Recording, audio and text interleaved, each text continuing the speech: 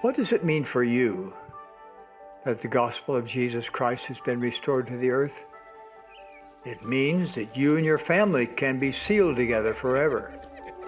It means that because you have been baptized by one who has authority from Jesus Christ and have been confirmed a member of his church, you can enjoy the constant companionship of the Holy Ghost.